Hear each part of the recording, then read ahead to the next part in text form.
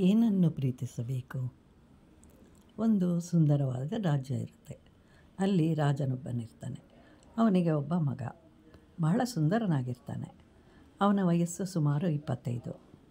ಒಂದು ದಿನ ದಾರಿಯಲ್ಲಿ ಹೋಗ್ತಾ ಇರುವಾಗ ನದಿಯೊಂದು ಕಾಣಿಸುತ್ತೆ. ಅಲ್ಲಿ ಬಹಳ ಸುಂದರಳಾದ ಬಾಲಕಿಯೊಬ್ಬಳು ನೀರನ್ನು ತಂಬಿಗೆಯಲ್ಲಿ ತುಂಬಿಕೊಂಡು ಹೊರಟಿರ್ತಾಳೆ. ರಾಜ್ಕುಮಾರ ಅವಳನ್ನು ನೋಡಿ ಅದ್ಭುತ ಸೌಂದರ್ಯವನ್ನು ಕಂಡು ಬೆರಗಾಗ್ತಾನೆ. ಅವಳು ಒಬ್ಬ ಸಂತನ ಮಗಳು. ಅವಳನ್ನು ರಾಜ್ಕುಮಾರನು ನೋಡಿದಾಗಿನಿಂದ ಅವಳ ಸೌಂದರ್ಯಕ್ಕೆ ಹುಚ್ಚನಂತಾಗ್ತಾನೆ. ಬಳಿಕ ಅವಳ ತಂದೆಯ ಬಳಿಗೆ ಹೋಗಿ ಅವಳನ್ನು ವಿವಾಹ ಮಾಡ್ಕೊಳ್ತೀನಿ ಅಂತ ಹೇಳ್ತಾನೆ. ಆಗ ಆ ಬಾಲಕಿಯು ನಗುತ್ತಾ ಇನ್ನು 1 ತಿಂಗಳಿಗೆ ಮದುವೆ ಅಂತ ಹೇಳ್ತಾಳೆ. ಆಗ ರಾಜಕುಮಾರ ಏಕೆ 1 ತಿಂಗಳು ಅಂತ ಕೇಳ್ತಾನೆ.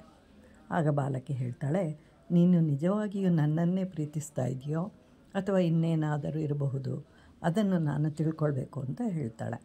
ಆಗ ರಾಜಕುಮಾರನು ತನ್ನ ಪ್ರೀತಿ ನಿಜವಾದದ್ದು ಅಂತ ಹೇಳ್ತಾನೆ. ಆಗ ಬಾಲಕಿ ಆಗಲಿ ನೋಡೋಣ ಅಂತ ಹೇಳ್ತಾಳೆ. ರಾಜ್ಕುಮಾರ ಅರಮನೆಗೆ ಹಿಂತಿರುಗ್ತಾನೆ. 1 ತಿಂಗಳು ಕಳೆಯುತ್ತೆ. ಬಾಲಕಿಯ ತಂದೆ ರಾಜ್ಕುಮಾರನಿಗೆ ಹೇಳ್ತಾನೆ, 1 ತಿಂಗಳು ಕಳೆದಿದೆ, ನನ್ನ ಮಗಳು ತೋಟದಲ್ಲಿ ಕಾಯ್ತಾ ಇದ್ದಾಳೆ, ನೀನು ಹೋಗಿ ನೋಡಬಹುದು ಅಂತ ಹೇಳ್ತಾನೆ. ರಾಜ್ಕುಮಾರ ಅವಳ ಬಳಿಗೆ ಹೋಗಿ ನೋಡ್ತಾನೆ.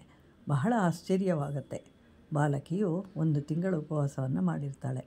ಆದ್ದರಿಂದ ಶರೀರದಲ್ಲಿ ಚೈತನ್ಯವೇ ಇರೋದಿಲ್ಲ, ಲವಲವಿಕೆ ಇಲ್ಲ, ಒಣಗಿ ಹೋಗಿರ್ತಾಳೆ, ಸಾಯುವಂತೆ ಕಾಣ್ತಾ ಇರ್ತಾಳೆ. ವಿವಾಹವಾಗುವಂತೆ ಕೇಳ್ತಾಳೆ. ಆಗ ಬಾಲಕಿಗೆ ರಾಜ್ಕುಮಾರ ಹೇಳ್ತಾನೆ, ನಾನು ಪ್ರೀತಿಸಿದ್ದು ಸುಂದರವಾದ ಶರೀರದಿಂದ ಕೂಡಿದವಳನ್ನು ಅಂತ ಹೇಳ್ತಾನೆ. ಆಗ ಬಾಲಕಿ ಹೇಳ್ತಾಳೆ, ನೀನು ಪ್ರೀತಿಸಿದ್ದು ಈ ಶರೀರವನ್ನು, ನನ್ನನ್ನಲ್ಲ ಅಂತ ಹೇಳ್ತಾಳೆ. ಸತ್ಯ ಬದಲಾಗೋದಿಲ್ಲ, ಸುಳ್ಳು ಬದಲಾಗುತ್ತೆ ಅಂತ ಹೇಳ್ತಾಳೆ. ಅದು ನಮ್ಮನ್ನು ಆಕರ್ಷಿಸುತ್ತೆ. ಆದ್ದರಿಂದ ಪ್ರೀತಿಸಬೇಕಾದ್ದು ಸತ್ಯವನ್ನು, ನಿತ್ಯವನ್ನು. ಸತ್ಯ ಮತ್ತು ನಿತ್ಯ ಅಂತಂದರೆ ಯಾವಾಗಲೂ ಬದಲಾಗದೆ ಒಂದೇ ರೀತಿಯಲ್ಲಿರುವುದು, ಅದೇ ಆತ್ಮ.